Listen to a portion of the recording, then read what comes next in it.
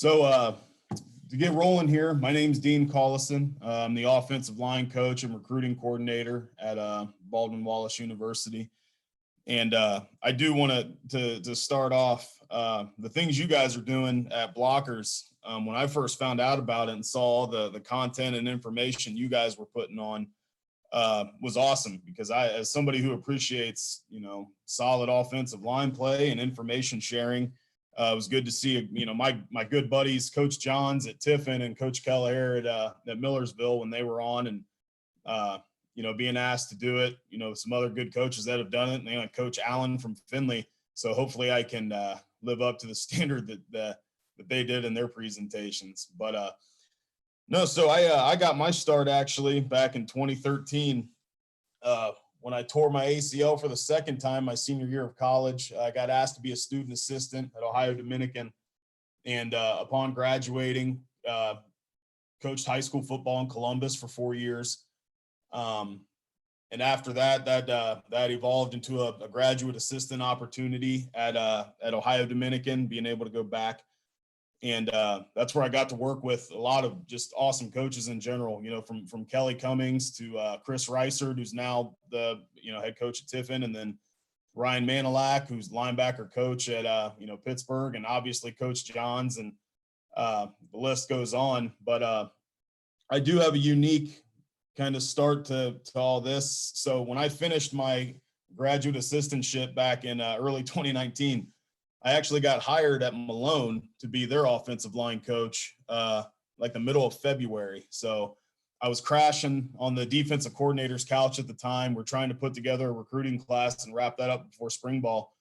And then the last Friday of February, we had went out the night before on a Thursday. Head coach Fred Thomas texted us, said, "Hey, I got a 6 a.m. meeting with the president and the AD." And Friday morning we walked in, they told us the program was cut. So I was fortunate that like 3 days later, then Jim Hilbert, the head guy at BW, he ends up giving me a phone call. Brian Foose, who was heading to Madonna, who actually recruited me back when he was at Ohio Dominican, he ended up taking the head job at Madonna. I was able to slide in for Coach Foose, who's now the head coach at Capital. So this and I say this with all due respect, it's just such a stupid profession, just how full circle it comes sometimes, that I quit trying to make sense of it a long time ago. But no, I'm fortunate in where I'm able to be at and the people I'm able to work with every day. Our offensive coordinator is a guy I played with at ODU, and Brandon Robinson, and then Tyler Haynes from Urbana is our DC after they had their things shut down. So a lot of exciting things going on from a program standpoint, but more importantly, from an offensive line side of things, I've always kind of lived by the stanza that simplicity, there's beauty in simplicity. And the things that we try to set forth in our room, we don't have to try to reinvent the wheel when we do things. I think that was the beauty of being a high school coach and not knowing football when I first got into it, and more so focusing on, how athletes operate side of things. I realized that, culture is a buzzword that gets thrown around a lot in the things that we do from a coaching profession. I prefer to just use the word attitude when it comes from a position standpoint. So our attitude in our room, as always, it's going to start with trust. Okay. When we approach our things that we do in the run and pass game, it's always going to start with trust, from the meeting room out to the practice and game field. And for our guys, I lay it out pretty simply. I give them clear and concise expectations, but not just for themselves, but for myself as well. It's a question that should be asked often is, am I putting them in the best spot to succeed? When we do end of spring and end of fall player meetings, I have no issue asking our players, where do you think, I can improve that as a coach? And, some guys, they don't want to do anything that they think that would throw themselves under the bus, but you'd be surprised at what some of your guys might tell you and give you that positive feedback that you will need. And it comes from me, where it stemmed from is saying what you mean and meaning what you say. And I do think that's important now, because I don't think we give, late 18 to 22-year-olds enough credit for how smart they are. And I'm about to turn 30 in March, and I can be the first one to tell you, I know how I was when I acted with coaches back when I played. I thought I knew more than what I did, but I would like to say that I was smart, but they know when you're feeding them BS. So for me, from an honesty standpoint, we want to make sure that we're streamlining all of our communication. So when it builds into building an identity, okay, when the players start believing in the tools that we give them, all right, the level of trust will then build, and it's something that we want to try our best to stick with. And then I referred to it earlier, but reinventing the wheel. Okay, I've been places, as a younger coach where year in and year out, it just felt like we were trying to say and do different things to build up that motivation, when really, for me, it just stick with something that you want to set forth for them, a clear set of expectations. And then from a positional standpoint, be the head coach of your position and hold them accountable. So in our room, we live by a simple concept of our SMASH acronym. And again, it was something that when I put it together, it's an aggressive word. It's stuff that we break down on, but these are the attitudes that we're going to live and die by as we go throughout our day. And from an offensive line side of things, with synergy, we want to make sure we're 5 as 1 at all times. From a meeting room to a practice room perspective, we're always working together. With malleable, being adaptable when certain situations arise. For us, I think all the, coaches that watch this thing, I think we all understand how quick momentum can change in this game. And the situation I always like delving into it with my guys is we want to treat when we're on the plus 15-yard line as we would when we're on the -2. Okay, so knowing that whatever the situation calls for, we have to be able to rise to the occasion. Attitude is a gimme, just with knowing how we feel about certain things and the belief in the systems that we're setting forth, and our body language matching how we feel about it. Sedulous is probably as complicated I got with it, and sedulous mainly just being that our actions are going to match our talk. And then lastly is honesty, as we touched on. We are an honest football team, I think, in all areas. And that's what I love about Coach Over the most, is he doesn't pull punches, and he expects us to be the same way. So when it ties into now what we want to be known for, a goal that we always have for ourselves, and we may not always know the answers to this goal as an offensive line group, but we are striving for a certain brand. Okay. And my thing I always loved is like, when someone watches you on film, when you're about to play somebody, whomever the case may be, and, you talk to guys before the game, and if they're cool enough, you ask them, hey, from our offensive line, what did you see from us? And you're hoping you get like, man, you guys played hard. You guys, you're moving people off the ball. You're staying firm in protection. So we always want to give off that brand of just being a tough, hardworking, and competitive offensive line, because no matter what we teach our guys, unless we're doing what we're supposed to be doing as coaches to make sure that they believe in what we do and that we are striving for something, that the rest will usually take care of itself. So from a physical or mental side of things, we have to be comfortable with being uncomfortable. And that's something that, it's not that we haven't heard before. And then obviously with hardest working, this was a great quote I heard Alex Grinch talk about a few years ago when he was DCing for Ohio State, that, effort is the greatest equalizer in all of sport.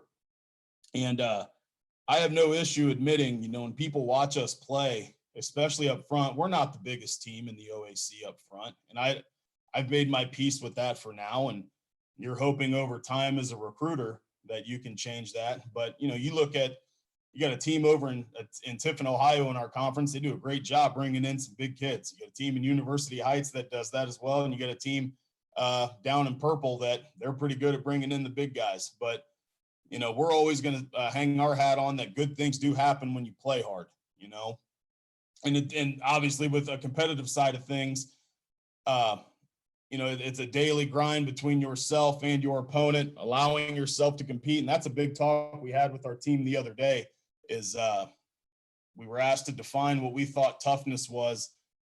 And believe it or not, we define toughness as a skill that can be learned. Okay. Toughness is something for us that it's a choice to show up every day and make the right decisions towards letting yourself become a tougher person.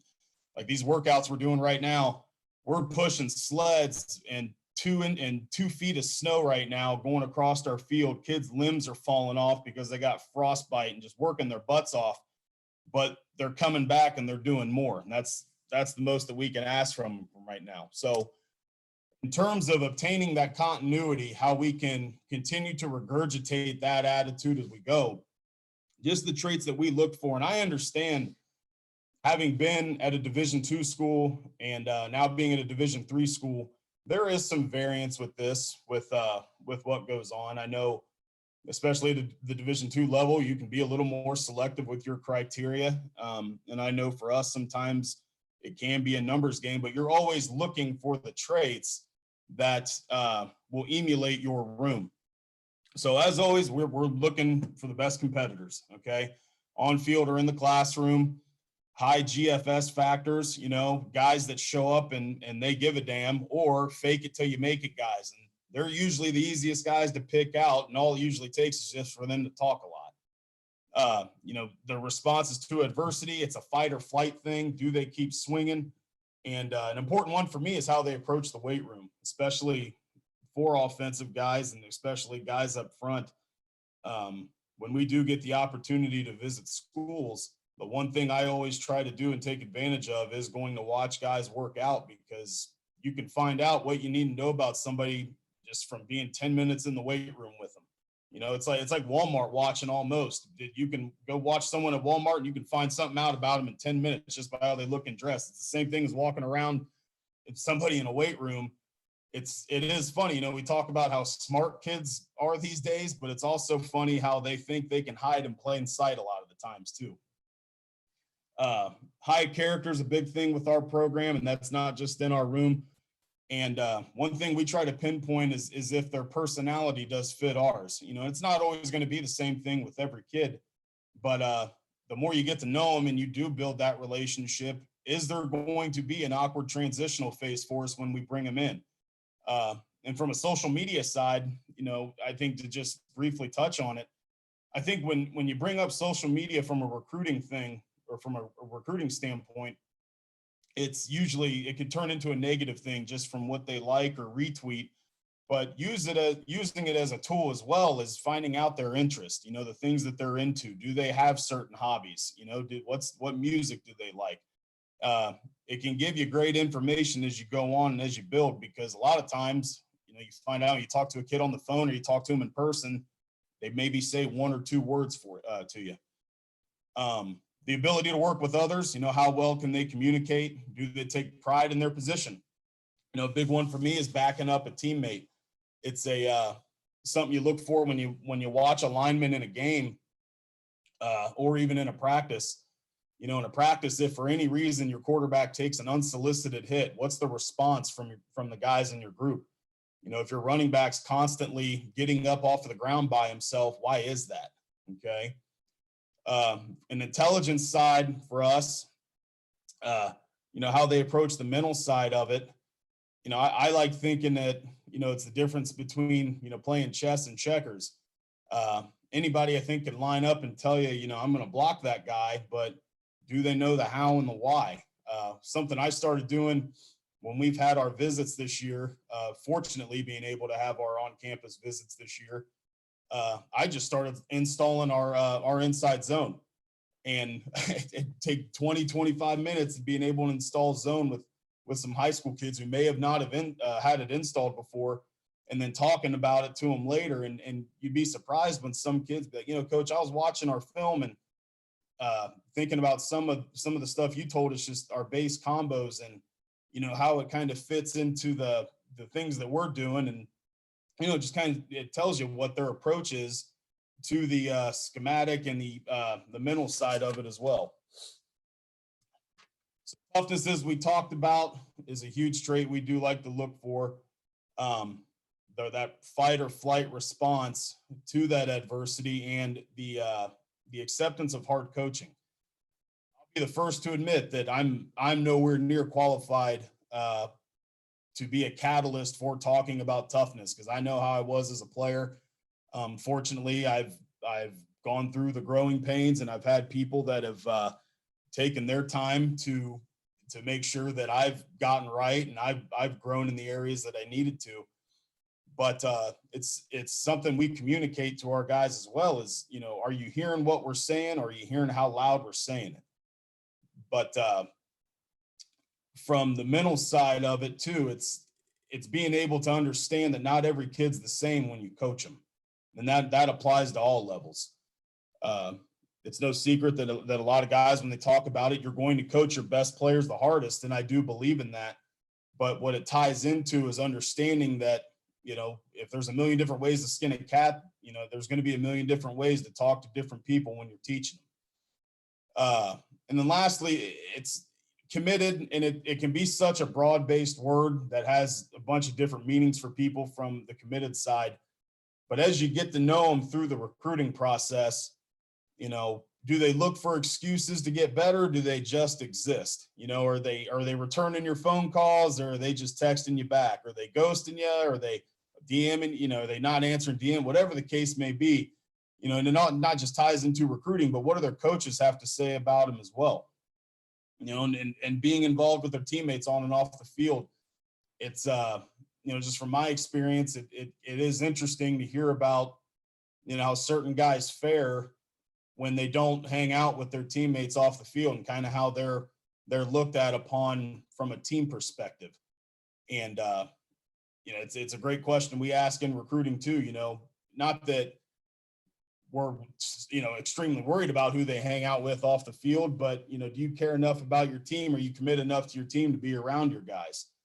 And then with the last one, obviously, when you ask kids the question of, do they love the game of football?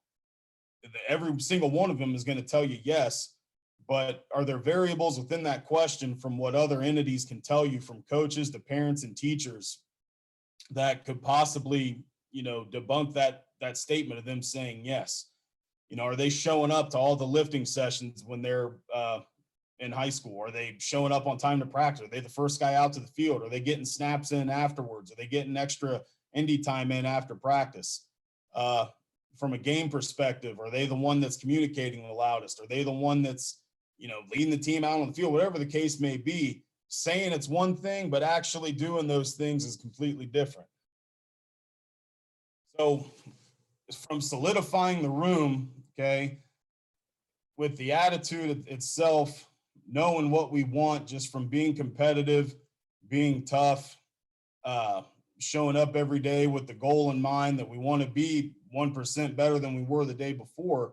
You know, how do we assimilate that room, especially with a weird ass year this past year where, you know, these Zoom meetings, while, I mean, they're awesome, you know, Zoom's, it's at least it's something, but at least with an offensive line group, there's nothing better than being able to meet in person. And it starts with building a relationship with the individual. I was fortunate that as a high school coach, when I didn't know anything about the game of football, the one thing I did take pride in with myself was that I was able to, I wouldn't say become friends with players, but I was at a level that they knew that I was there for them. And I do think it's important that you do draw that line, because it can be a line, especially I do think with a group of offensive linemen in some cases, just because of how unique the personalities are. It's important to understand that they still know the relationship between player and coach, but also understanding that if, you know, they do need to come to you for anything, that they can do that. So as the room comes together, you know, navigating and pinpoint where the personality of it falls. And as we say, you know, seeking the similar traits in recruiting. But when we talked about letting them be unique, the awesome thing about being at BW is we have an offensive line room where you have everybody which way on a spectrum. We have nerds, we have meatheads, we have guys that maybe say 2 words throughout the day.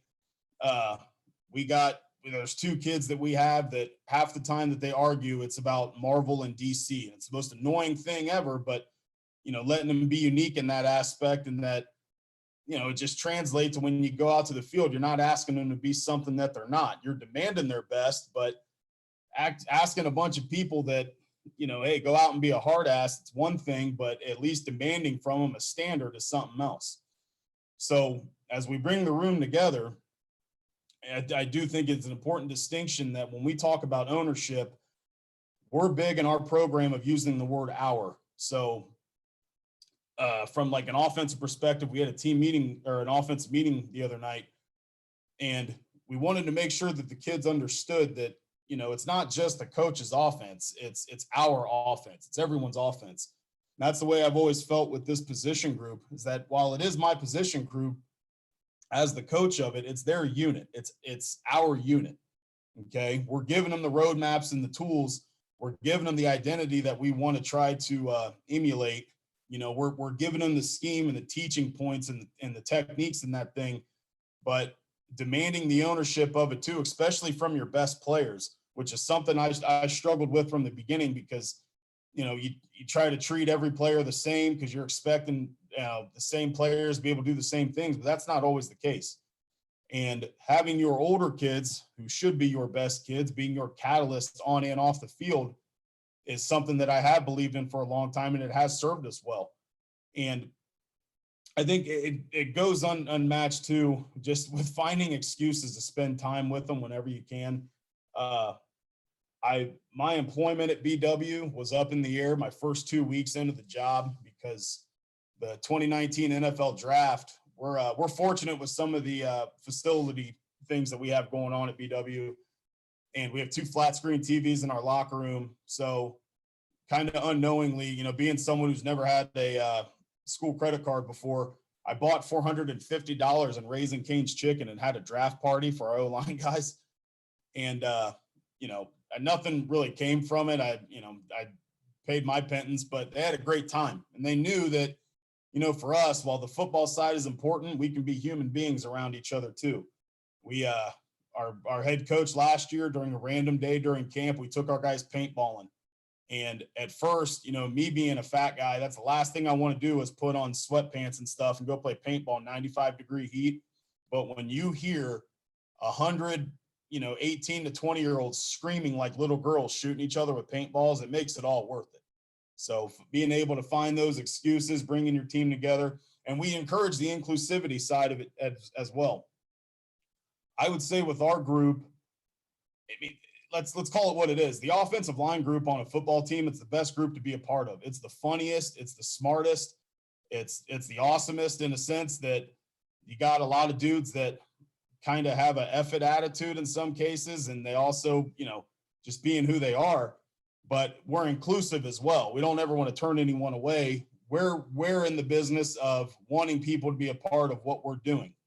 So especially when the new guys arrive, that's always been a goal of mine, that there's never that awkward transition when new players come in, because the quicker we can get them up to speed, the quicker we can assimilate the entire room as the years go on.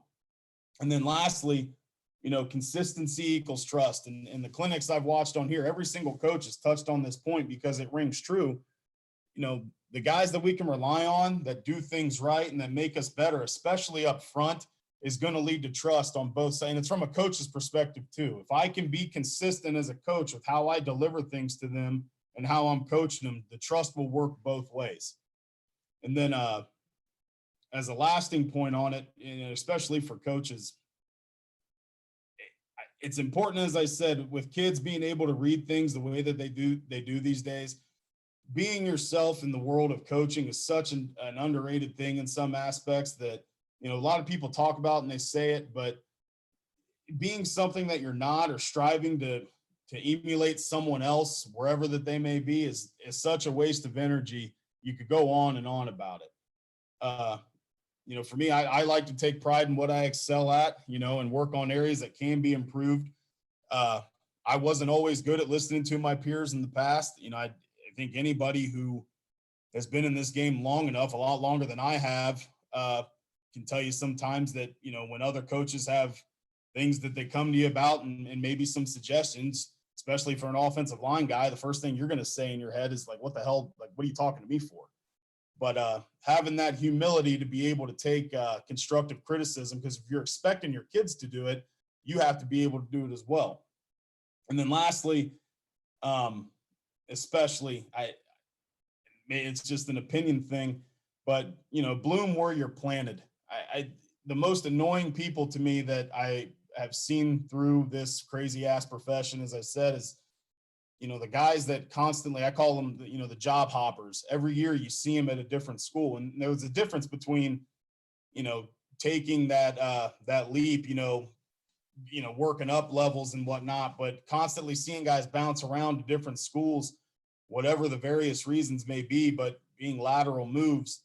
I think it's so important for continuity and just consistency, that especially for younger coaches, take what you have and turning yourself into a glass half full guy, and the grass is never always greener.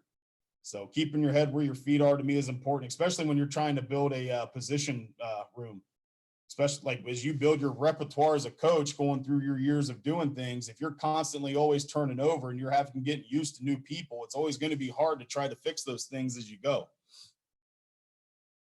So finally getting into the football stuff. So our tools that we work with, okay, and it breaks it down to 5 critical elements in both run and pass.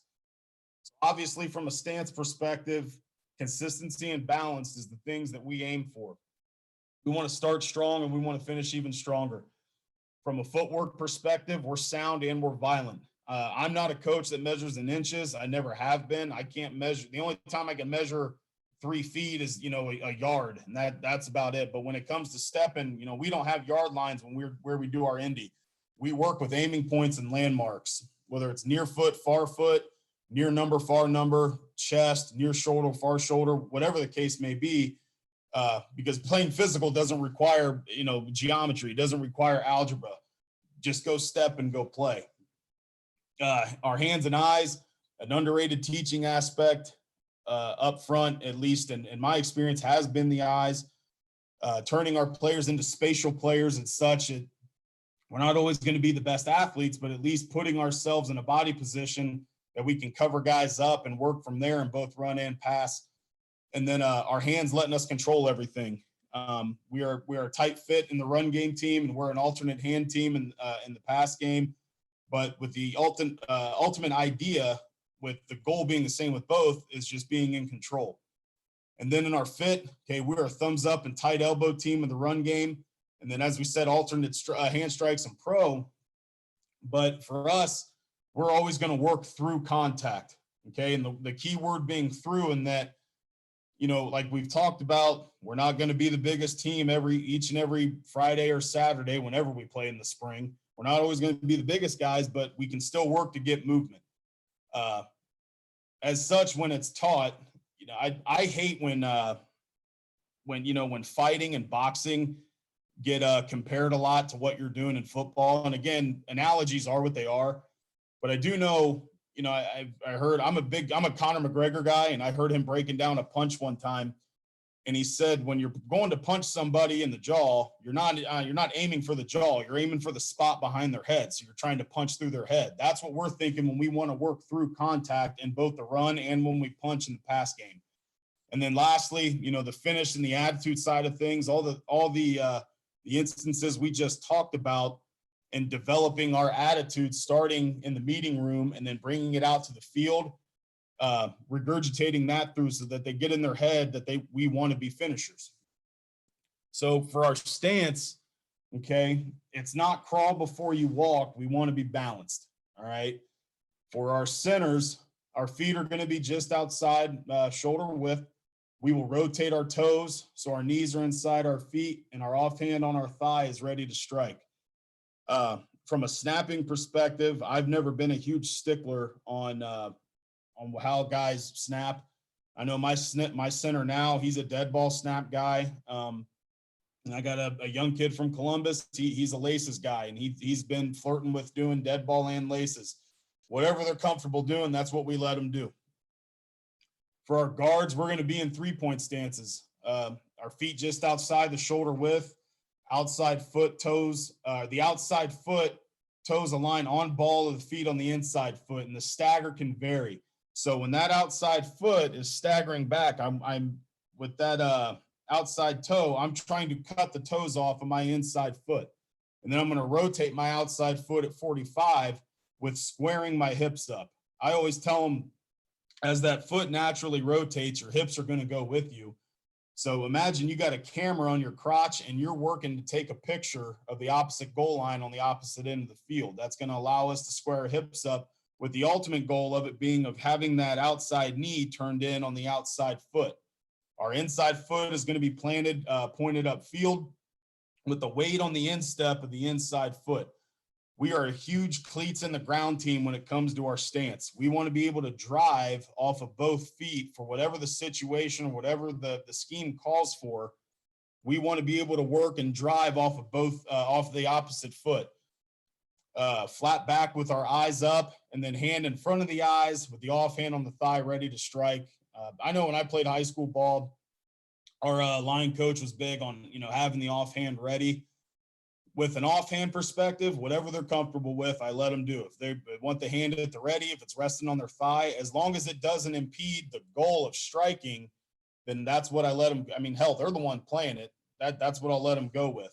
If it becomes an issue where the hand's getting lazy, then obviously we'll change it. But I always let them go with what's comfortable to them first. For tackles, we operate out of a 2-point, okay? Feet just outside the shoulders with a heel to toe relationship. And again, just as any line coach would know, it's going to vary with the different body types. Shorter guys, taller guys, whatever the case calls for. Still rotating the foot, squaring the hips up with the inside foot planted upfield.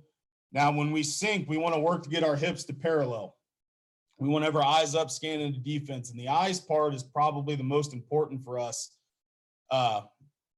And the big thing I had to work to change when I came in is letting them know that they can get comfortable with seeing what's in front of them. And what I mean is, especially like safeties to a tackle can tell you a story. When you see caps or you see movement, whatever the case is, it's going to tell you a story. The thing that always blows my mind, and I'm sure everybody's gone through it before, you're doing one-on-one pass pro and you're going against it could be a wider 5 or whatever you're going against. And the kid's staring straight ahead. He's like peeking at the kid out of the side of his eye. Well, you're not going to sneak up on him, so just look at him. So we want them to get that in their mind that it's a pre-snap scan thing, and we want to have them on their ready because, again, being a spatial player. And then the inside hand on their thigh ready to strike, the outside hand on the hip, elbow with the elbow tight to the rib cage. And, again, whatever they're comfortable doing with the hands in the stance, as long as it doesn't impede the strike itself, that's what we let them go with. So just from a stance, just to get a look at it, we would like the tackles to be a little lower here with the sinking of the hips, but the cleats are in the ground. The same thing with the guards.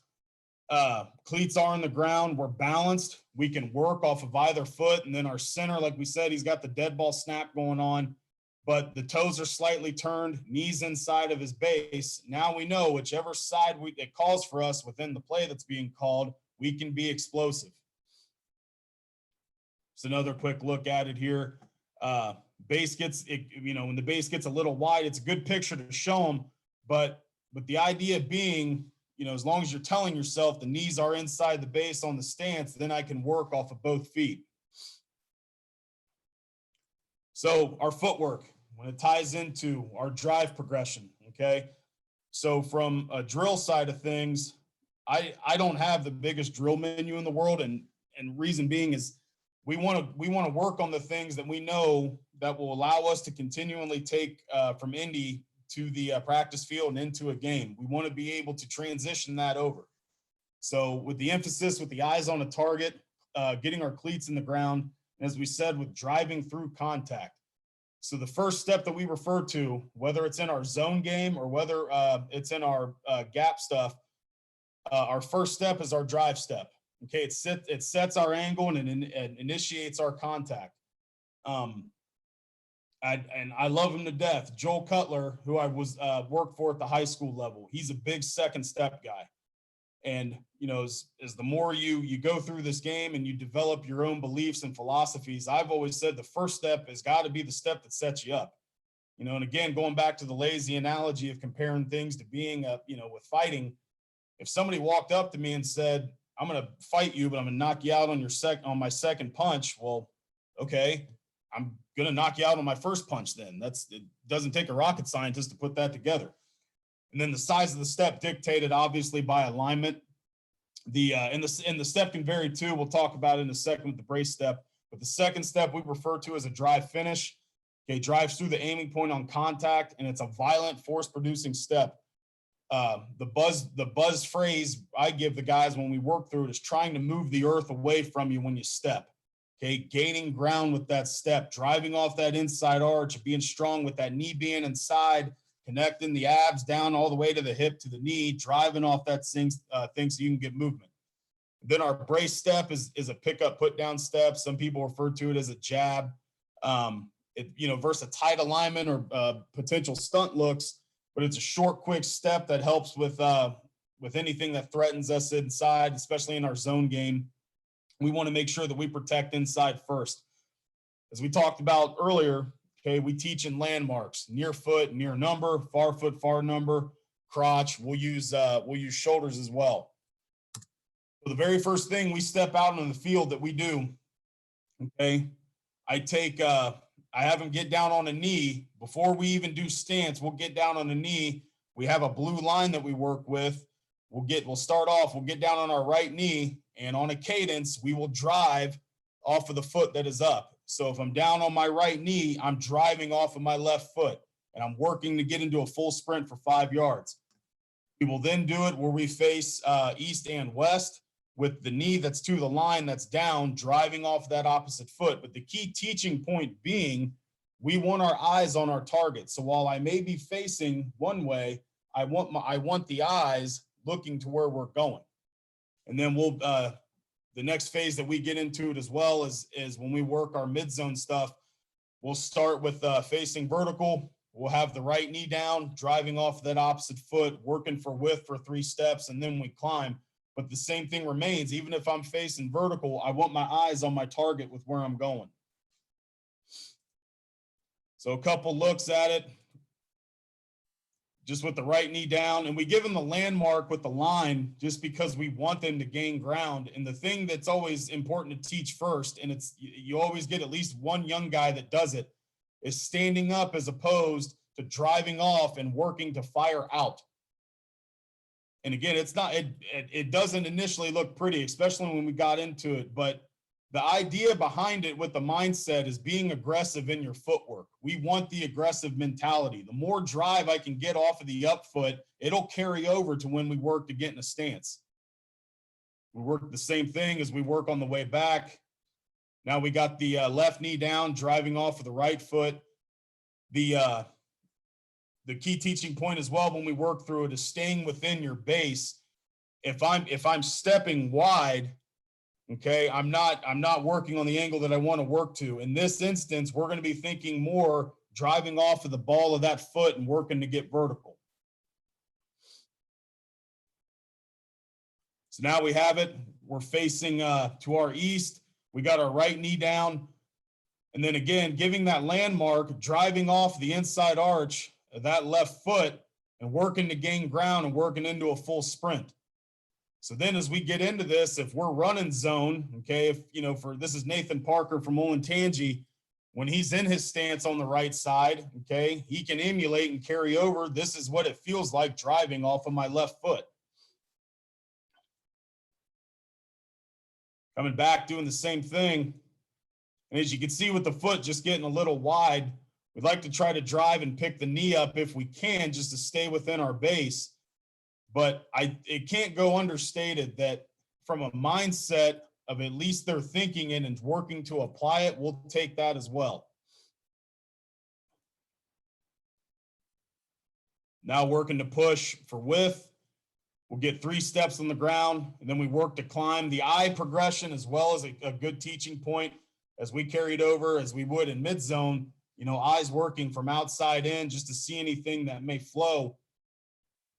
But again, emphasizing driving off the left foot. And we don't need to make it any more difficult than it needs to be, because then we go back through and we do the same thing. We'll go the same directions and we'll do it out of a stance, and then we'll incorporate the board. Again, just coming back the other way now. So from there, we go our initial drive progression. So this is where our from the ground up stanza comes. So we have our first level approach and our second level approach. For our first level approach, it's the same thing. We're down on a knee, but now we're going to add the board in the bag. Okay, the first teaching point with us is the eyes. We want our eyes on our target. Okay, we'll create force off the up foot, working to make contact with the first step. So when we teach our strike now, we are a low to high team when we punch. We like to work low to high with the hands coming from the belly button, working up into the chest area, the pec and chest area. What we refer to as the contact zone with the hands. Okay, if point A is where my belly button is and point B is contact. Okay, those are both stationary levels for my hands. I'm not moving here. I'm not moving here. In between point A and B, how violent can your hands be? Okay. So when we lock on, then we want thumbs up. We lock our elbows to our rib cage, and we don't want blindside blocks. So, you know, the phenomenal movie, I guess, with Sandy Bullock. The only time I've seen someone successfully pancake somebody is with extended arms. That's not what we're looking for. We want to stay tight within our frame of body so we can control people if there is movement. And we also want to be able to work hands. If my face is getting crossed, we want to be able to punch the hand that they're working to. And again, cleats in the ground. We'll emphasize it through the drive, finishing through contact. And then we will back the board up, working for a second level approach. So the eyes and the creating the force, those teaching points stay the same. Okay, I'm a big same as guy and similar to guy. The less I can hear myself talk, the better off I am. But the big teaching point with second level now is, as we're working to a second level defender, is gathering our base. And I don't like to use the word breakdown, because breakdown to me, means stop. But gathering our base, when we come within the contact zone with our feet now with a second level defender, we want to gather our base, sink our hips beneath us, get our feet beneath us, because let's just call it how it is. Generally, we're not the best athletes on the field, but we can put ourselves in a body position to be able to cover people and work to stay in front or try to make them choose a side. So we're going to sink our hips, get our feet beneath us, and then in the contact zone, we want to step on toes and cover first. And the same thing applies on the contact. It's cleats in the ground and working through contact. So from a first level approach perspective, okay, we're just working to our right. And like I said, we'll come back and do this out of a stance as well. But driving off of that left foot and the contact with the hands, thumbs up, chasing the ribs, but making contact on the first step. Now, with our steps in the ground off of a board, okay, we're not interested in taking huge steps on contact, or we're not interested in buzzing our feet and trying to inch guys off the ball. We want to work to get into a good run within our base, okay, because once it's from here, it's getting that good position with the hips over the toes and then the shoulders over the toes and working to drive our feet through the ground, get the turf to go back, okay, and working through a defender. Then it applies. We have the second level approach now, so we'll back up off the board. So as I'm working now to the bag, okay, you'll notice on the contact point, the feet never truly stop, but he does gather his base beneath him, sinks his hips, and on the contact, it's just like it would be on the first level. And the great thing, too, about this, as we came, when we first input our zone last year, they were a cylinder rules team. And then when we went into covered, uncovered rules, as we started working the second level guys, the big thing I was noticing is that we were being more aggressive, and our kids would get pissed if somebody went over top or they went underneath and they were missing. And, at least if we can explain it as such, is if you're putting yourself on a good angle and working to that upfield number, and you're making, let's just say a backside linebacker, try to go over top on the opposite side of you, and he's having to round the play out, that's fine, because he's running away from the running back. And it's funny because you kind of see the light bulb go off with some guys, like, oh yeah, that makes sense. But still, though, we want to approach it as such with gathering our base beneath us, sinking the hips, and then the contact point staying the same, working through it. This was a drill. I have no issue saying I stole it from someone. Dante Scarnecchia had a clinic that he put on, and it fit into what we do. And again, I have no issue saying this. I don't care who says it, but there's no such thing as an original idea in football. So it is what it is. It's the most stolen profession in the world. But we'll start fit on the bag. As we work to drive through contact, okay, we'll refit, and then we work to get back into the drive. Now, the key teaching point being for us, you can kind of turn it into a conditioning drill as well if you want, but keeping the elbows tight to the rib cage. So this was good from Nathan as he started going, when he refit back into it, working to stay tight and working to stay in control and buzzing the feet. And then as we get here with Pat, okay, he starts initially off really well, but you notice with the steps, he starts getting overextended. What happens when you're overextended? You start getting overextended with the arms. So as Pat's working, as you see at the end, we want a consistent rep all the way throughout the rep. The first half has got to look good, but the back half of the reps got to look even better.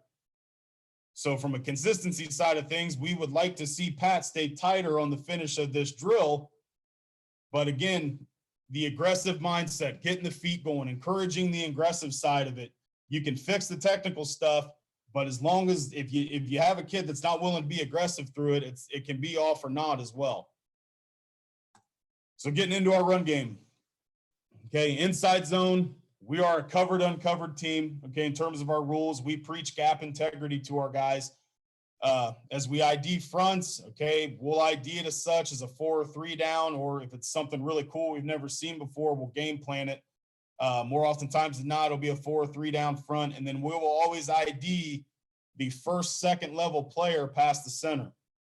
Okay, and with our kids, with normal covered, uncovered rules, they know they're responsible for their play side gap if that gap is covered. If that gap is uncovered, we can help the backside lineman, or the eyes can work front side low to high with their play side gap to help the front side. Now, the great thing about, from covered, uncovered rules is you can game plan most of your stuff about how you want to handle it. If you've got a shade or a 3 technique that I know I don't want to go, one-on-one with, then we can combo it out as we see fit. But why we preach gap integrity with our guys, we want to be sound versus movement. The first thing we teach our guys with movement, especially in our combos, is understanding who the front side lineman is and who the back side lineman is in a combo. Okay, and we also want to work to utilize our combos whenever possible. That's why we are not the big thing for us. We wanted to get into traditional power going into this year. We decided we're gonna stay inside zone. We're also gonna incorporate duo. If you want a quick opinion on inside zone and duo, are they the same thing? I'm just gonna say no, because as Chris Reiser taught me when I was at ODU, duo is power without a puller. So there you go. So our inside zone, okay, we treat every single rep in practice situations, whether it's team or indie, stressing it as a game rep.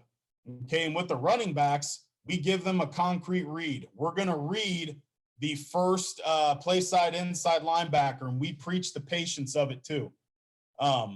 You saw in some of our clips from a year ago, we were really wide in our stance. We're going to shave our splits down this year because we want to take away their first inclination to speed it up because they're so far away from the mesh. So we want them to be able to read it true. And then as they press their point, their aiming point is the butt crack of the center. Okay. And a lot, again, there's a million different ways to skin a cat. I do not allow our running backs to bounce the ball unless they absolutely have to. We want to stress A gap to B gap inside zone as much as possible. Why? Because we're trying to formulate combos as much as we can on the inside.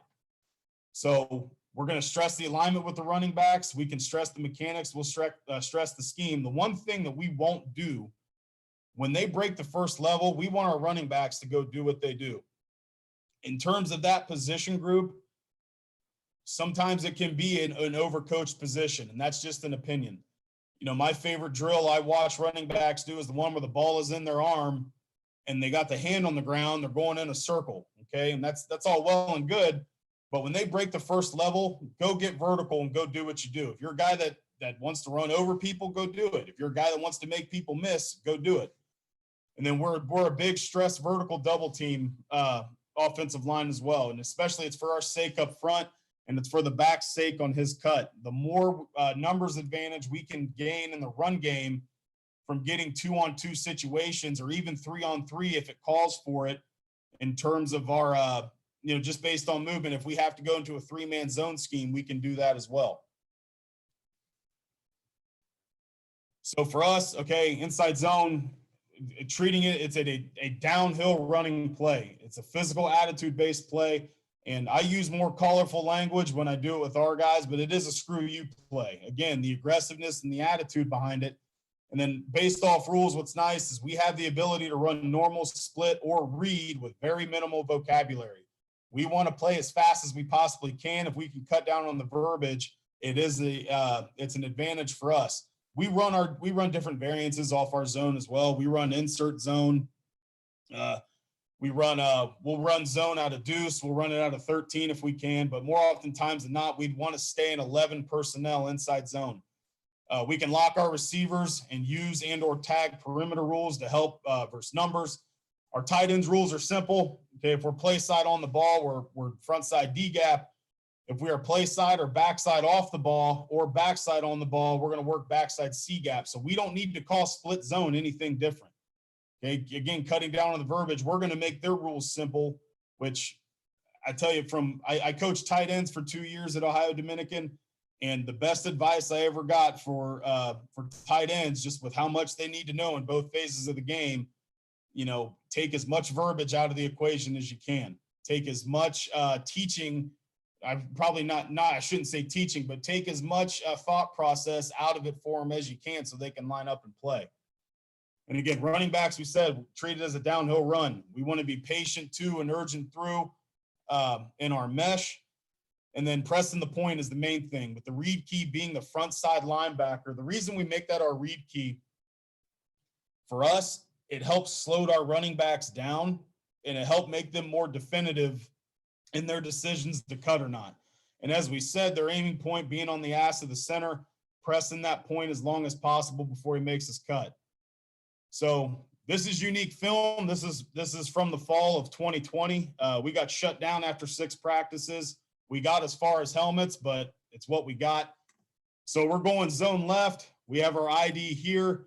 Okay, so we're running to an open B gap side, working towards a G. So we're going to make a single call. Now, when we work through our combos, okay, if I'm the front side lineman and I'm uncovered, okay, and I work back, my goal, we work a lift technique. So I'm going to brace in place with my play side foot, and I'm going to work to lift and literally throw a forearm.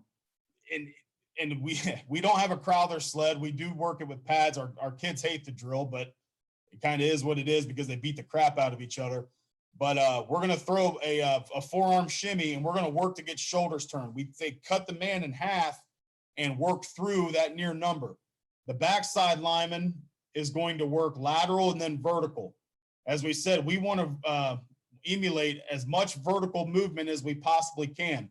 If we get to a point for us where if we start working too lateral, okay, we're going to end up getting pressed. We're going to end up not being as sound versus movement. So we want to try to keep everything as north-south as we can. Our front side here, we're going to brace in place with the inside foot. His 2 rules are pretty simple. If he crosses your face, take that inside hand, jab it into the pec, and don't let him give up too much ground. If you end up washing, take him down. If he works upfield, stay in between him and the ball carrier. Same thing back here. I'm going to brace in place with my play side foot. I'm uncovered. So now on backside, we work a B call. So our front side combos, I call it the Wendy's menu. We got single, double, and triple. Backside, we got ABCs. We go A, B, and C. So the right guard here is going to work to turn shoulders, and the tackle is lateral and then vertical to work up to the -1 here. And then the tight end knows if he's uncovered, we can either slow sift or based on a game plan, we can just work a base. Again, as we climb vertical, our running back's read key, okay, flashes. I'm going to be honest, I don't know where the hell he's going, but it tells the running back that he's going to take the ball backside.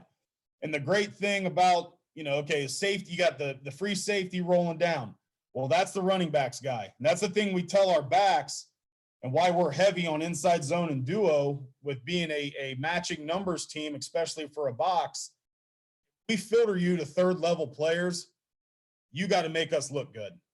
Okay. If safeties are going to roll down, that's one thing, but I should be able to sit there and say, we will take our running backs versus anybody's DB any day of the week.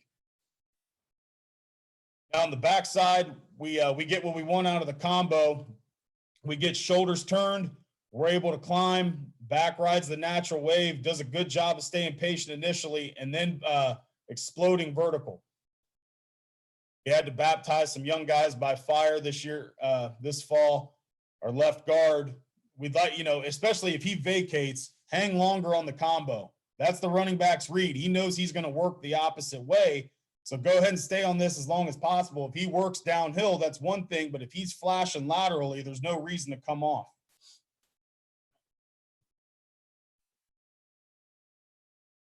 Now we got the same thing here, working to the same shade, okay, working to the same ID. Now on the backside, this is more the footwork that we're emulating. We are lateral and then vertical to get shoulders turned. And what it allows the back to do is he presses and we end up hitting this A gap here. It just creates more lanes and it creates a natural vertical lane. Hopefully it's cutting down on the activity that the running back has to do just to get him vertical. And same thing on the front side, two young pups in the middle, at least working to get movement, staying in front long enough. But again, we will take 6 yards every single day of the week. Just so everyone knows, I know no pads, it's a grain of salt thing, but it is what it is. So for movement, okay, from a building from a ground up perspective and being someone that doesn't want to overcomplicate things and knowing there's beauty and simplicity when it comes to working against movement, okay, we do spend extra time making sure we understand who the front side of our combos are and who the back side are. So we're still going zone right. We're IDing it out here. We're based. We're working a single. All right, and 34 hates this clip, and you'll see why. So we're running split zone out of 12 personnel. What's going to happen, this 3 technique is going to flash in front of the guard's face.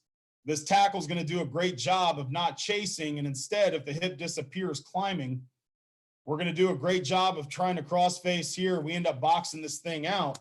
But if it was different, okay, anytime I'm on the back side of the combo and my face gets crossed, we don't want our guys to chase, but we will allow them to settle. Okay, we want them to keep their eyes upfield, at least for the fact that if something else does show, we're in a position to take it on. I know here, if this leaves, I have to peek front side first just to stay safe, but then I'm climbing vertical. So when we work this stuff in Indy, that's the great thing too about just, again, we're fortunate from a numbers perspective. When we get young D linemen that come over, we can throw the book at our guys just with different stunts that we'll see in a run game. And then carrying it over, it is beneficial. But you'll see in this clip, slow it down. So the 3 technique flashes. Tackle does a great job climbing vertical off the jump, and the running back, for some ungodly reason, jump cuts. I don't know where he's going. That referee's the same size as me, and this is a big hole. We hit this thing if we're patient, okay, this is probably a touchdown. Now, it is noted, and again, I have no issue throwing, discrepancies on film. We're not doing our running backs any favor with this split here and how wide he is. But the point still stands. If we can hit patient on the point of attack, we're going to be okay here. But from handling movement, the number one coaching point, I think, as you go into it is don't freak out against movement.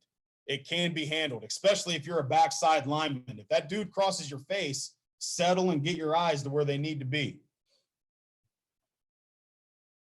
This is another example of it. So going zone left now, the split zone versus a 3 down front. Okay, so we're IDing here, and we decided in a call that we have, okay, we're going to lock the center one-on-one with the nose. So now we can get 2 vertical combos here.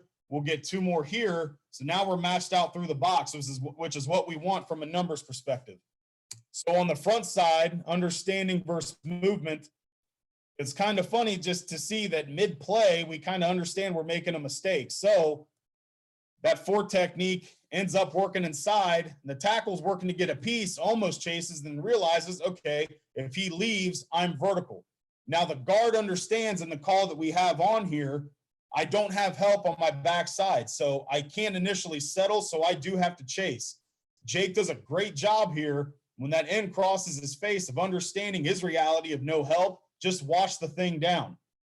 And then we do a great job back here, not giving overextended again, and just hitting the ball to where it needs to go and letting things sort themselves out.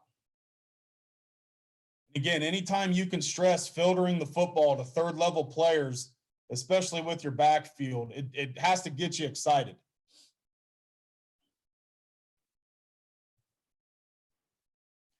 So as with any zone install, we have our 3-man full zone schemes that we will input to be able to handle different movements versus different things we may see throughout the week. And for us, these are game plan calls. As much as I want to leave it up to the discrepancy of our guys, I don't want us to get too, I don't want to say overconfident, but I don't just want to throw calls out there unless it calls for them. So this is Alma College from last year that we were playing for Michigan. And they had a tendency on second down, they love to throw their cross stuff at us in the middle. So we have a call within our zone. This is our gumbo call. We're going to go full zone between these backside linemen from the center to the tackle. So I'm responsible for A gap. I'm responsible for A gap. I'm responsible for B gap. Tight ends coming back across for anything in backside C gap. So as we slow this thing down, we did a good job. 36, the -1 is going to try to cross our face here at center. The left guard does a great job of staying patient, letting it work itself out. Now we're matched up number for number from our backside zone game. But the key point here is for tackles to understand when we cut this thing off, we have to be so strong with our inside hand. We have to work like hell and fight like crazy to get that dude's shoulder turned. And we do a great job cutting it off on the backside here. But again, just to stress it as much as you can, verse movement and zone of not freaking out, emulating it enough during the week and making these calls and understand what they stand for. And then when you see it, it should come second nature to you. So getting into our duo concept, okay, it's married with inside zone. As I talked about, I'm a same as and similar to guy, and it's still a screw you play for us, but we can vary this thing between 11 and 12. And the reason why I love it is we can continue to take advantage of double teams. Okay. And the big reason why I love duo is it keeps your center involved and working in a combo as well. From teams that like to run power, and I love power as much as the next guy, I always get nervous about blocking back on a 3 technique, just kind of how it's always been from a teaching perspective. And we can still use the perimeter rules, but the reason duo is such a benefit for us is that it does limit negative runs if you can match numbers. It allows the offense, again, to filter runs through the third level and force DBs and secondary guys to make those tackles in space. So where it is different from a perspective from the running back, we're still reading the first side, the first linebacker play side, but now the aiming point is going to be play side A gap. The read can determine a few different scenarios for us. If that linebacker if he sits or he is a downhill player, we want to bang this thing B gap to C gap inside the kick out of the tight end. If the linebacker scrapes, we want to bang A gap to backside A gap as much as possible. Backside A gap can become an option if we do read overflow from a backside linebacker. And then if the end does spill on the tight end and we wash it, we want him to jump cut and get vertical. This is from the good old ODU days. So we're going to our left. When we ID now, okay, we ID the backside. Okay, now when we work, this is working 2 or 3 technique now. We got a doom call on the front side. So anytime these two, the front side linemen in zone, if they're working to an ID, we call it double. If they're working to the +1, we call it doom. we'll just carry over the same terminology. If we're working to a +1 on the front side, we'll doom it vertically up to the +1. On the back side, okay, if I'm working with the backside lineman to the ID, that's our ass call. And then here at tackle, okay, we're still going to utilize a seal or stab hinge, but with tackles, I like them to play the chess game with an end. You don't always have to stab and seal hinge. If you know you don't have any kind of threat that you don't have to protect inside first, you know, if it's whether it's edge pressure or if you do have a 3 technique, we allow our guys to base them as well. Okay. Well, sometimes we'll get into a scenario where we will work in a quick set. The tight end's perspective, he's going to work inside out on the end with the first step being with the inside foot. We want vertical and tight off the hip of the tackle. And again, the running backs read, we're reading the front side here, aiming point being the front side A gap. The patient part as well as anything with a running back of letting this stuff sort itself out. But we do an okay job here on the combos of working up. But again, what's nice about it, you're still number for number inside the box. And again, for running backs, if you can get to that point, let them go do what they do. Working now, it's the same thing, but now we have an open B gap bubble. So we're still IDing here. Now our tackle, he can be a free runner to the +1. So as our tackle works down, we still want him to peek this near knee of this defender and try to shave the hip of that guard as much as possible as we climb. Nothing's going to change technique-wise for this tight end. So now when we use our gap terminology, we want our center to try to work with the play side or with the A gap defender as much as possible. So we're going to call ace on this front side, and we're going to ace all the way back to the ID. Now here with a 3 and a 5 technique, this is where the inside footwork comes into play, because anytime you line up against the 3 and a 5, the bell's got to go off. There could possibly be movement. Let's protect ourselves against it. The big key teaching point here with these guys is at all costs, don't let your face get crossed. Again, it's a good job by the back. Now my read key scrapes over top. Okay, as I press my aiming point, now I'm taking the ball inside of the kick out. And again, just overly stressing with running backs too, you know, getting as vertical as much as possible. Go do what you do, but hit this thing as vertical as you can when you break that first level. And it's important to note with your tight ends too, as you teach this thing, it's the same thing we stress with our tackles on the front side of zone.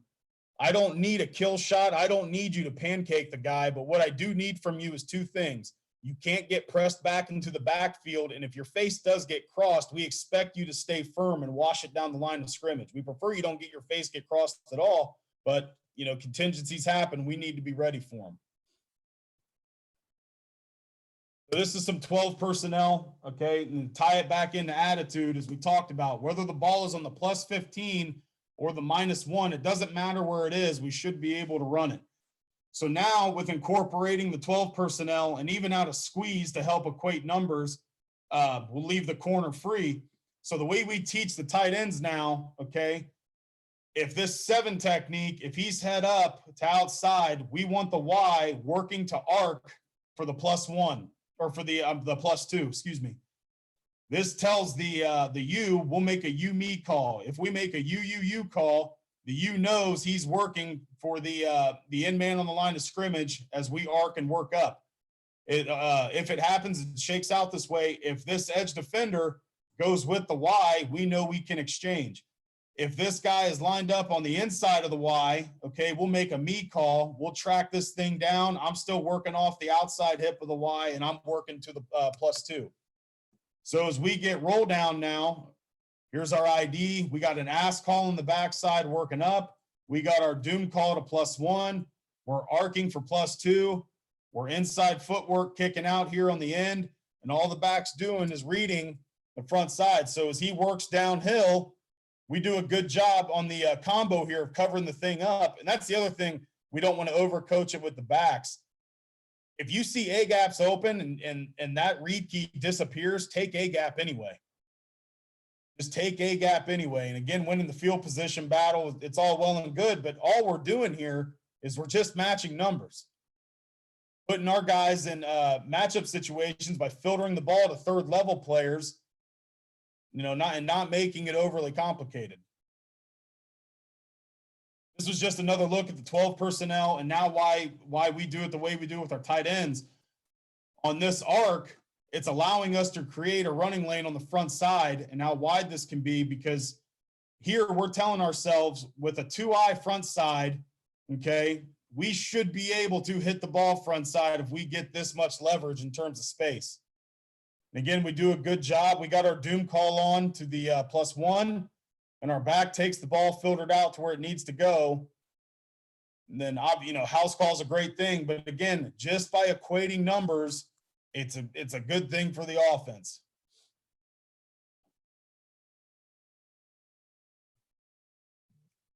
This was a quick look. So we had just installed this this fall with our guys from the end spilling.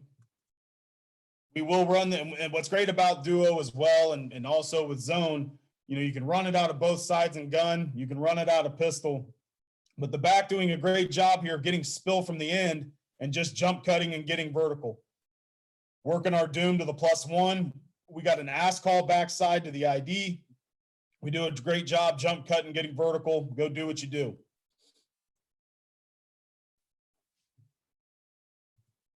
Bodies on the floor as well. Going into pass pro.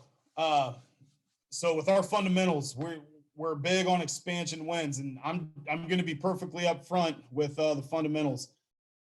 We are not a drop back fundamentals team in terms of pro.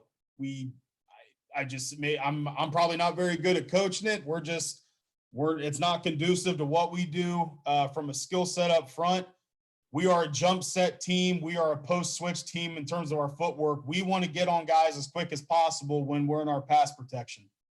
The overall goal of being building a square wall across the line of scrimmage and creating that expansion of the pocket to create throwing and running lanes. We want to keep our defenders on or near the line of scrimmage. We don't want to give them a head start. Okay. Our motto in our pass pro is time and space is the enemy. You think of any, great NFL pass rusher, for us here in Berea, Myles Garrett's popular around town. Myles Garrett's a guy that in most situations, if you give him 5 yards of room to work with, he's going to win that matchup. But at least from an offensive line perspective, if I'm working to take away his time and space as fast as I possibly can, I have a chance. And that's what we want to stress up front. And we will always prefer being over aggressive as opposed to not being aggressive enough. I'd rather, if, you never want to lose a rep. I'd rather us give up pressure by being over aggressive than us getting bowled back into the quarterback. So we work our inside out sets, and it's a difference of knowing whether you do or do not have help as well for your landmark. So we are a drive catch team. We want to drive off the inside foot and catch with the outside, the big emphasis on our square shoulders. So with our tackles, it's knowing, we're a slide side, man side protection team. Do you have help?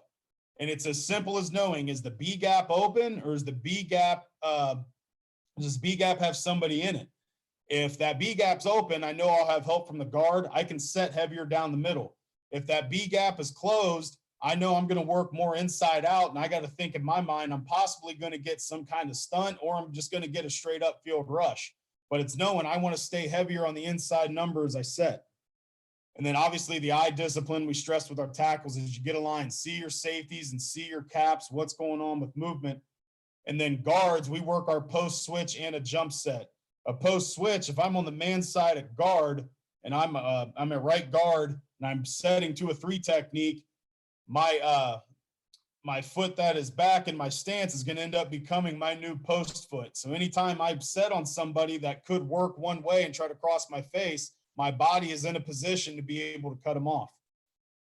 We're alternate hand strikes. We're near hand with far pec, the far hand to the sternum or the hip, kind of depending on which way we get pass rushers to go. And then we will still work a 2-hand punch, head up or tight alignments. We'll work different drills throughout the course of a week when it comes to punching with 2 hands. But we are an alternate hand punching team.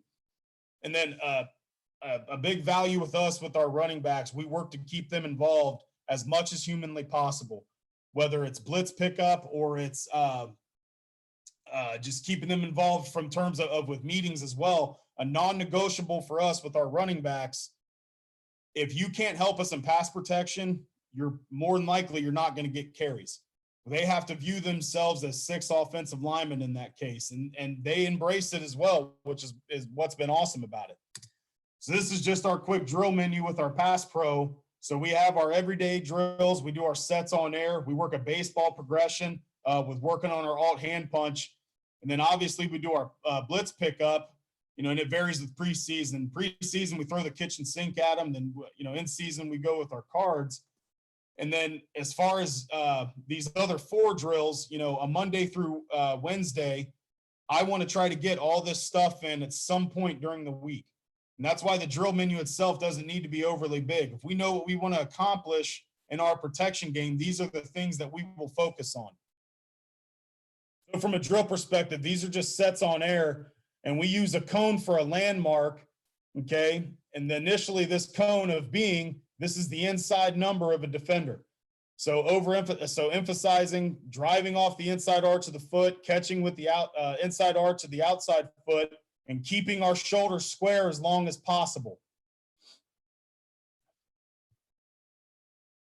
And again, we'll widen it out. Now we're getting 2 sets in. The wider a defender is, we want to try to work at the angle that he's on so we can put ourselves in a position to redirect as we see fit. We also tell our guys, versus wider guys, there's no crime in settling your pace down as well as you work to a wider defender. If it's somebody that works a lot of upfield rush moves, keep yourself on that inside island on his number so you can work to take him upfield. This is with the guards now, working quick sets. Again, imagining that cone is the inside number, the inside foot of that defender, getting 2 steps into the ground, and then working the post switch. Okay, now we're on the man side. We're setting, and now we're working that post switch with bringing that right foot up. And this is a step that we want to work to try to cross the line of scrimmage if we can. The near hand's going to come with it and make contact pretty quickly, and then that second hand's going to be the one that comes in to clean it up. But the key point being as well with that inside hip, okay, as you work a post switch, your default response with it can't be to unlock that hip. We want to stay firm with the cleats in the ground, continue to keep that hip square, because if we do get movement, we're able to drive off that new post foot now and stay in front. This is our baseball swing progression. So now we're setting, we're emulating a defender coming off the edge. We would like more rotation in the punch with the thumb being up. But again, as long as they're thinking in their heads, okay, here's the outside number, here's my punch. And again, we want them to try to bring force behind that punch. I'm punching through the bag. Just from a guard's perspective as well. Now we go quick alternate hands with the guards. Once I throw that first one, the second one's going to follow. We should hear, in succession, boom, boom, boom, boom. We want those hands to come. So if we do get movement, okay, we're bringing that other hand with us. If something's coming across our face, we have something coming in to hold down momentum. This just the way we do mirror dodge. So it's a 3 to 4 seconds of activity. And then on the second command, we want the defender, whichever way he's going, okay, work to get upfield. And the key teaching point with our guys, whichever hip he's working to, you're pressing that hip back into his. And from a guard's perspective, working the same thing. And you'll see at the end here, he does a good job. He's working upfield. Now I throw my right hip. I'm trying to throw my hip into his.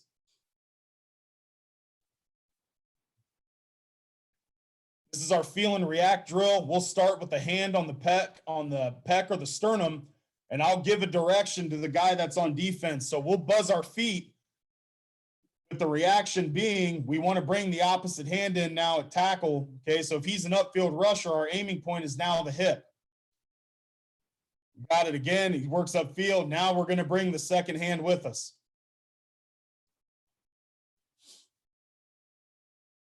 Now we go same thing at guard. In the big case with guards, we give them the line for a landmark. How tight can we stay to that red line? Okay, is our big goal with this jump set stuff and this post switch stuff is holding guys at the line of scrimmage as long as we possibly can. Now we'll progress into it with twist drills and bull rush drills where we'll work to hop the hips back if we need to. But on initial contact, how long can we hold an interior defender on the line of scrimmage? So when we talk about pocket expansion, okay, we got our slide side on the left, our man side on the right. This was, I think our third practice is when we started utilizing this stuff and putting it in. And we do a good job here at tackles working inside out. So what I would love to see from the left tackle, I have help, or I don't have help here. So he does a really good job of staying inside out, but there's no need to unlock the outside hip right off the bat. Okay, and obviously it's not a perfect rep when you first introduce it, but we're working to get the hands involved. And now for us, from a quarterback's perspective, okay, we have throwing lanes and we have running lanes. The backs, rules, and protection, okay, we'll ID as we're sliding left here. Here's our ID, first guy past the center, so we work our slide rules. We're -1 to -2 here with the running back.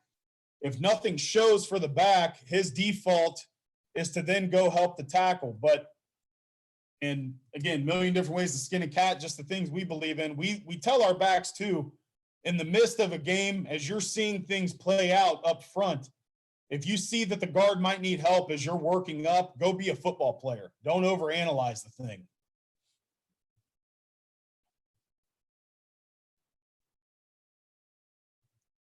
Same thing, we're sliding to our left. A concept we're getting into with our tackles as well, if you watch the right tackle.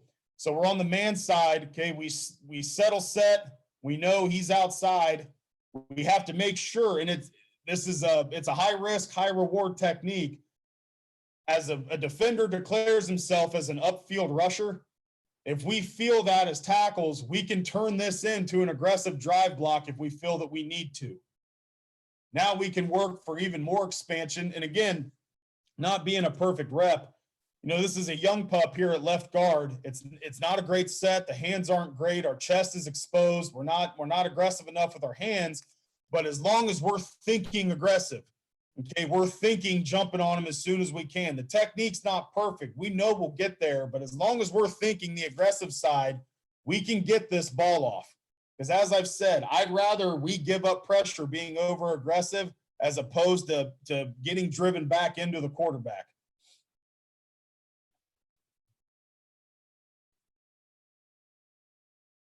Similar technique with the right tackle now, especially with the B gap covered on the man side. Okay, I do a good job settling inside out. Then he declares himself upfield. Be aggressive. Be aggressive. Obviously, have your hands inside, but you know, you love them at the same time, and sometimes it make you pull your hair out. But you know, as long as, again, we're thinking aggressive across the board. So versus a 3 down front, okay. So as we're sliding now, we're still sliding to the left. Now the backside guard becomes a part of the protection. So we have a nose, we have an end, we have our Mike, and we have our Sam to the field. So we're 4 for 4 here. The thing that we're really big on in protection, okay, if you have a chance to take a free shot on somebody from taking a rib shot, you know, our left tackle here, and you know, you exercise caution with your own people, obviously. But in a game, we fully expect you to bury this guy. We not that we're bounty gate people or anything, but I do offer up, you know, food payment to these guys if we do get guys knocked down in pass pro, you know. As much as we can, just being aggressive, and then understanding on the backside too, just the alignment with the tackle, head up to inside. You know, now we can turn it into a full-blown jump set for us as well. So all in all, you know, as I said in the beginning, there's beauty to the simplicity of it. I know for us, it's a constant it's a constant look at yourself in the mirror throughout the day, just understanding of what you're good at, and us being comfortable with as coaches that we're not trying to reinvent the wheel.